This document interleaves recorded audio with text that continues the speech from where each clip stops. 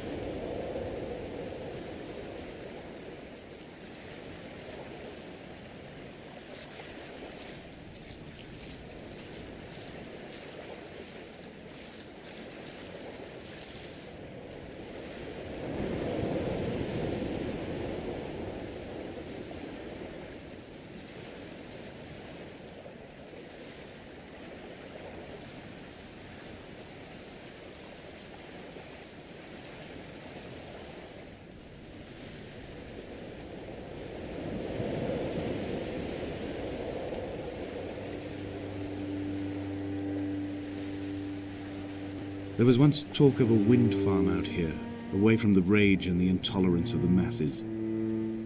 The sea, they said, is too rough for the turbines to stand. They clearly never came here to experience the becalming for themselves. Personally, I would have supported it. Turbines would be a fitting contemporary refuge for a hermit. The revolution and the permanence.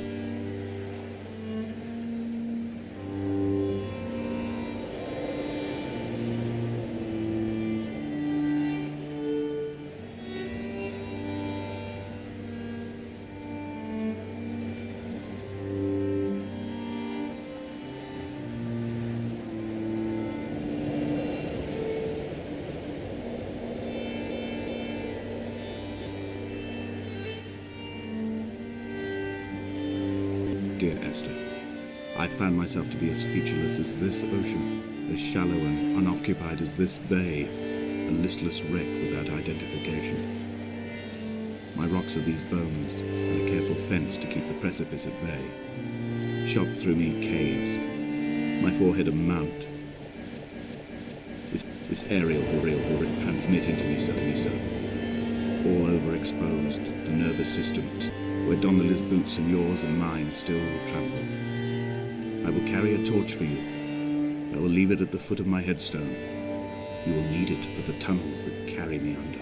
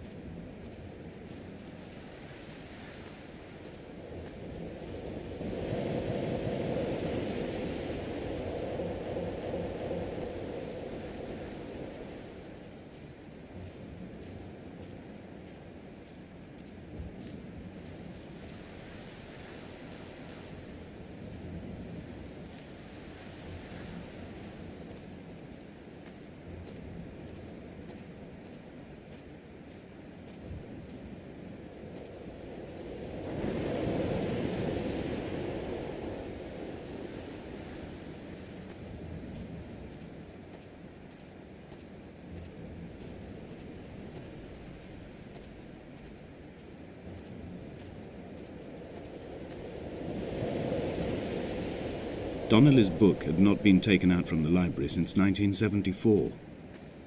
I decided it would never be missed as I slipped it under my coat and avoided the librarian's gaze on the way out.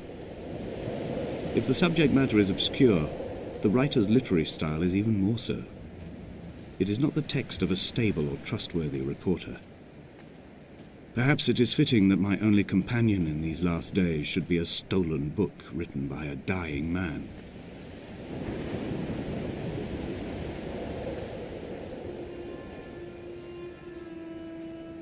When someone had died or was dying, or was so ill they gave up what little hope they could sacrifice, they cut parallel lines into the cliff, exposing the white chalk beneath. You could see them from the mainland or the fishing boat, and know to send aid or impose a cordon of protection, and wait a generation until whatever pestilence stalked the cliff paths died along with its hosts. My lines are just for this, to keep any would-be rescuers at bay. The infection is not simply of the flesh.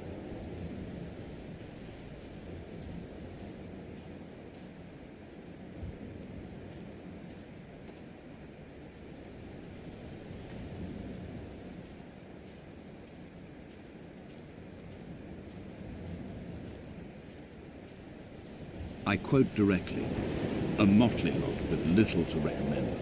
I have now spent 3 days in their company. That is, I fear, enough for any man not born amongst them. Despite their tedious inclination to quote scripture, they seem to me the most God-forsaken of all the inhabitants of the Outer Isles. Indeed, in this case, the very gravity of that term, forsaken by God, seems to find its very apex. It appears to me that Donnelly, too, found those who wander this shoreline to be adrift from any chance of redemption. Did he include himself in that, I wonder?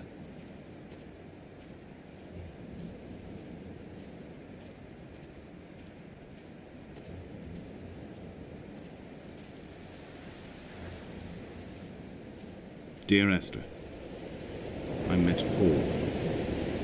I made my own little pilgrimage. My Damascus, a small semi-detached on the outskirts of Wolverhampton. We drank coffee in his kitchen and tried to connect to one another.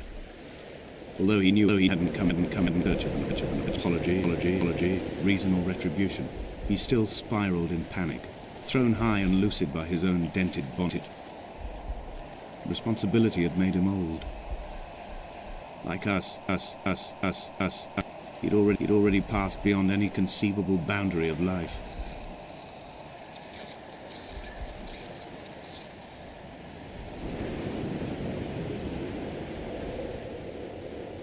I would leave you presents outside your retreat, in this interim space between cliff and beach.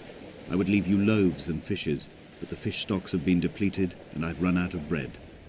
I would row you back to your homeland in a bottomless boat, but I fear we would both be driven mad by the chatter of the sea creatures.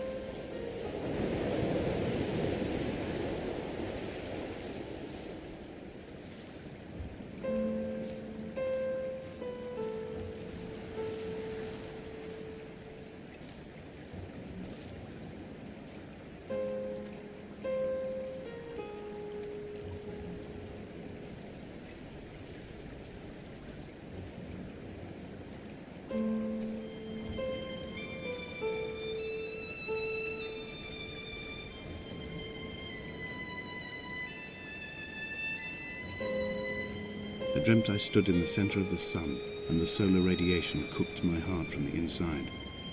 My teeth will curl and my fingernails fall off into my pockets like loose change. If I could stomach, I'd eat, but all I seem capable of is salt water. Were the livestock still here, I could turn feral and gorge. I'm as emaciated as a body on a slab, opened up for a premature source of death. I've rowed to this island in a heart without a bottom, all the bacteria of my gut rising up to sing to me.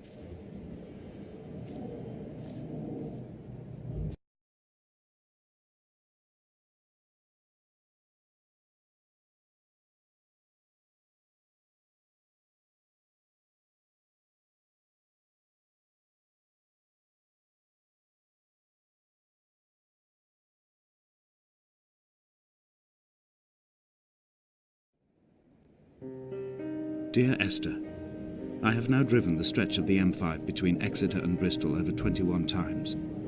But although I have all the reports and all the witnesses, and have cross-referenced them within a millimetre using my Ordnance Survey maps, I simply cannot find the location. You'd think there would be marks to serve as some evidence.